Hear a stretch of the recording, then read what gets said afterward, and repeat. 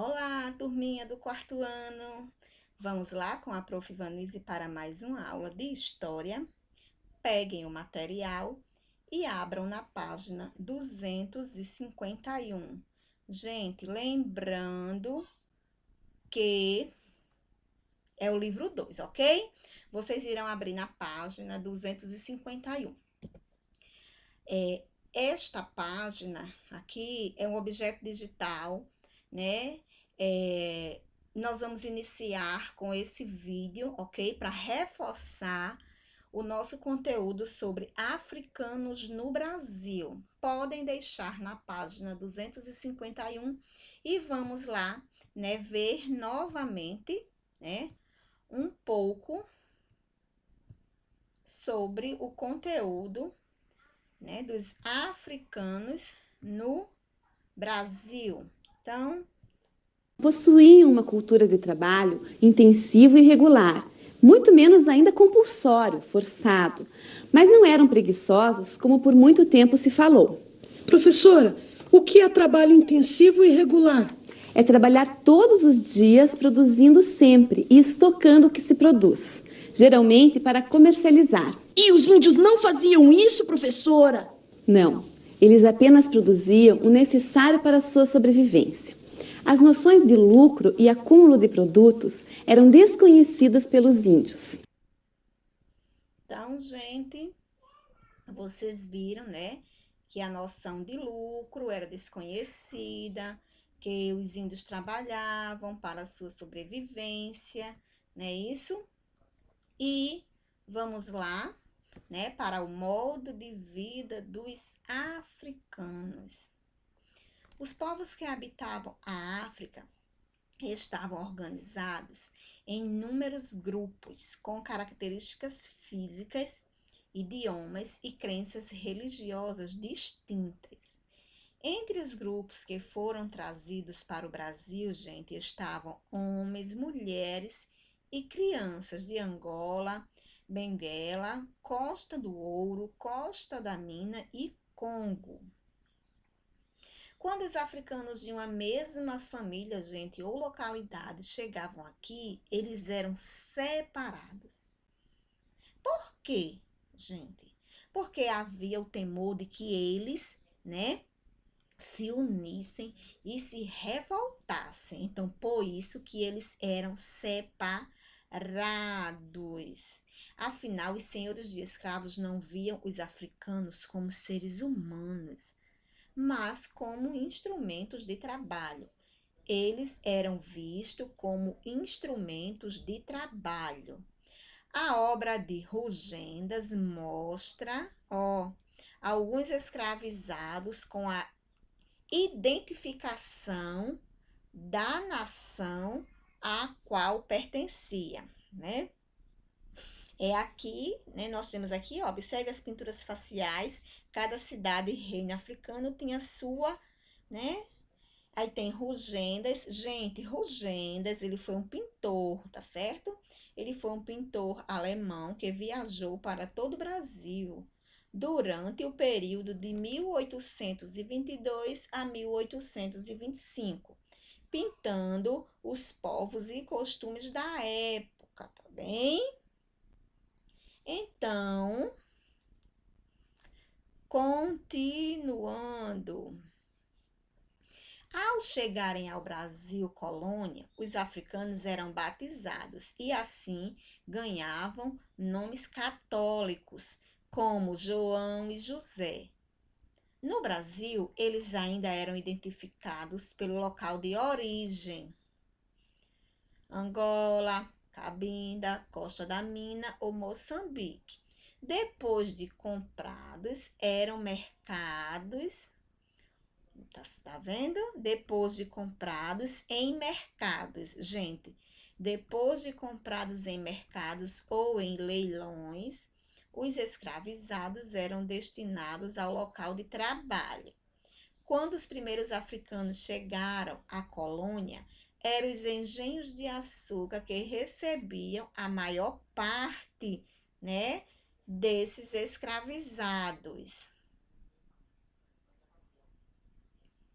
Mesmo Com todo esse processo de imigração forçada, venda e imposição do trabalho escravos, os africanos encontravam formas de resistir e de manter os laços afetivos, né? Diante de todo o trabalho forçado, toda imigração forçada, né? Eles ainda encontravam formas de resistir e de manter os laços afetivos, os hábitos culturais e a religiosidade. Foi apoiado nessa dinâmica que os elementos africanos ajudaram a construir o Brasil, né? Por muito tempo, os mais variados aspectos da cultura africana e dos afro-brasileiros foram entendidos como inferiores ou não desejáveis. Contudo, mesmo com a resistência de assimilar a cultura negra, ela se popularizou no Brasil atual. Nós temos aqui, um trem da história, né? Cabeleira. Uma das formas de resistência e orgulho da população negra e de seus descendentes é por meio do trato diferenciado de que, gente? Dos cabelos, né? Nas décadas de 1960 e 1970, por exemplo, ganhou força entre os negros o movimento que, gente? Black Power, né? Poder negro em inglês, o qual incentivou os negros a usarem os cabelos naturais e não mais alisados, né? Eles não alisavam mais. Eles aderiram, né? A sua origem, né? E foi o movimento Black Power. Você já reparou nas propagandas e nas embalagens de produtos para cabelo?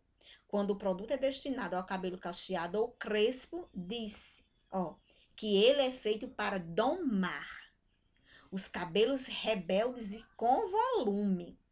Usadas dessa forma, as propagandas parecem nos dizer que há algo de errado com esse tipo de cabelo, quando não há. Realmente, gente, tem produtos que há, né, que diz o seguinte, é para cabelos rebeldes, cabelos com volume, né? Como se houvesse algo de errado, né? Cada pessoa tem o quê? Né? O direito de manter-se, né, o cabelo, a sua origem, como, né, como gosta. As, por exemplo, né, são outra forma de manifestar, o orgulho pela história negra. É um processo muito importante ter o seu cabelo trançado, pois isso evoca questões de identidade da comunidade negra. Na África, por exemplo, os cabelos são especiais. O penteado, adotado pelas moças, informa a todos ao seu redor se elas são casadas, solteiras ou viúvas. Por meio do penteado, é possível saber ainda a religião, gente, que a pessoa segue, a qual grupo ou comunidade pertence e em qual região mora. Há penteados para diferentes ocasiões. Dessa forma, é clara a importância dos cabelos e dos penteados, que carregam em si a própria história da pessoa e da comunidade em que ela vive, né? Então, nós temos aqui, meus queridos alunos, essa questão, né? Esse quadro Mão na Massa, tá certo? Nós vamos responder agora na nossa aula, né? Agora, no nosso momento, no YouTube. Vamos lá. No Brasil colonial, havia uma divisão ao trabalho na produção de cana-de-açúcar. Complete o quadro observando como ele era. Quem era, gente? Né? Aí, quem era, e tendo escravizado e senhor do engenho, características do trabalho. O escravizado. Hein, gente? Quem era o escravizado? As características do trabalho do escravizado. Muito bem para quem respondeu que ele fazia todo o trabalho manual. Façam aí. Fazia todo o trabalho manual e não tinha nenhum direito.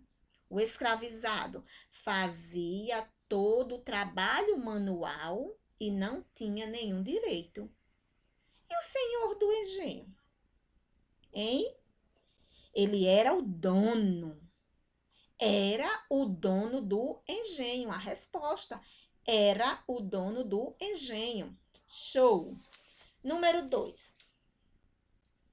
Quais eram as principais atividades econômicas, gente, praticadas no Brasil colônia?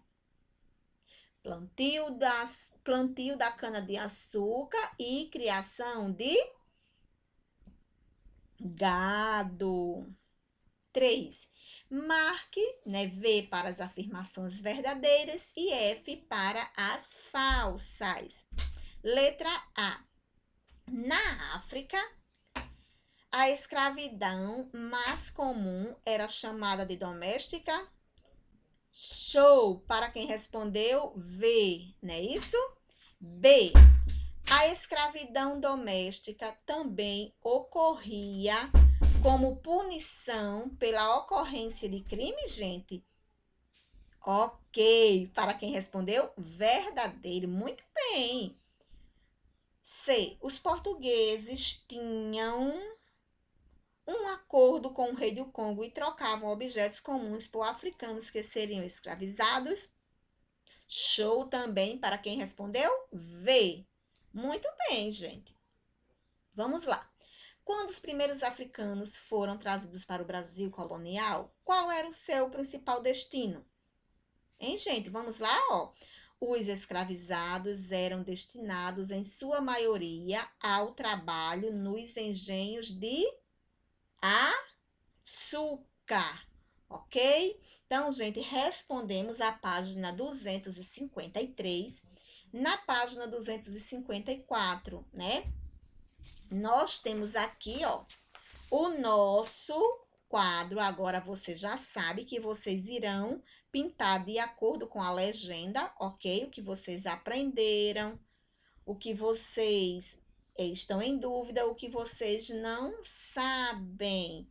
E também, gente, vocês irão responder a atividade da ficha. Ficha de atividades de história, páginas 133 e 134, ok? Vocês irão responder a atividade da ficha 133 e 134 e vamos discutir, ok? As atividades no nosso momento pelo Zoom, ok? Então, essa foi nossa aula e um forte abraço para todos.